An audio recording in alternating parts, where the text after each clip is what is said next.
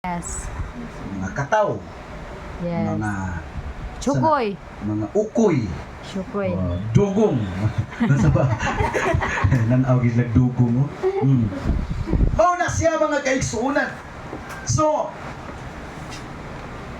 imong imagine noon sa kanindot kung ikaw mahimong higala sa Diyos.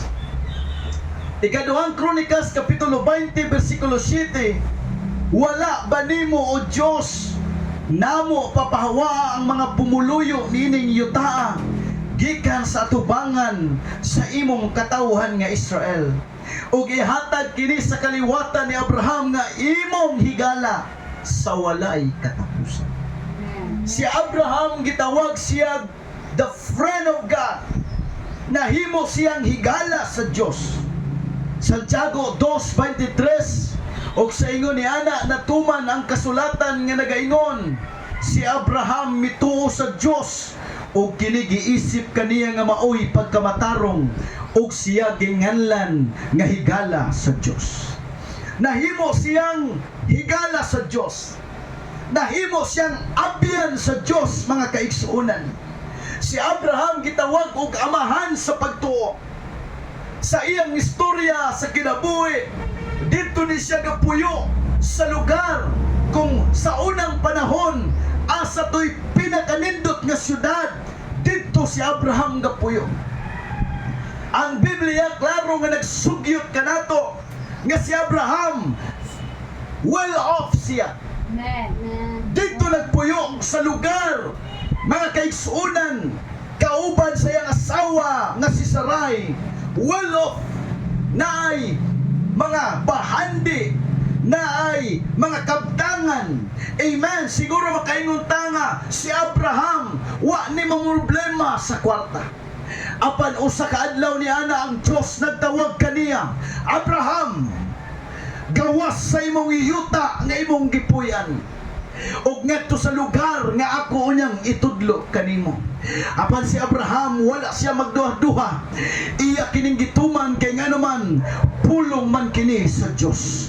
Wa magsulti ang Dios unsay ngan sa lugar, wa magsulti ang Dios kinsay iyang iuban unya didto anang lugar, unsang klasiya ang mga tao anang lugar.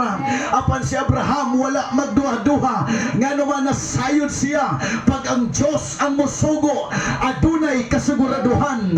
Pag ang Dios ang mosugo, pag imo nang tumanon, way kamahayan sa unahan. Amen. Mituman si Abraham ug naglakaw siya nga nagsunod sa kabubuton sa Dios. Way pagduha-duha. Nakuyog niya mga kaigsuunan ng iyang asawa ug iyang pagumangkon nga si Lot. Ngadto sa lugar diin wa sila kabalo asa sila padulong. Nag-agad na sila sa pulong sa Dios. O kanus amusulti ang Diyos na pahulay mo, pahulay sila. Kung kanus amusulti ang Diyos, padayon mo sa lakaw, mulakaw sila, mga kaigsuunan. Ingon ana ang mga tao nga masinundanon sa pulong sa Diyos. Friend of God, kayo saon man di ay nga mahimong higala sa Diyos. Ato ning tun-an. Unsaon man, Sister Bernadette, nga mahimo tang higala sa Dios. Daghan og mga sita sa Biblia nga magtudlo kanato unsaon pagpakighigala sa Dios. Pero sultian lang tamo og tulo, mga kaigsuunan. The first one, aron mahimo kang higala sa Dios, ayaw pagpakighigala sa kalibutan. Praise the Lord. Ano raman na? Kay kung magkikigala ka sa kalibutan o yan nagkikigala po ka sa Diyos, tingnan ang Biblia, you cannot serve two masters. Yes, amen.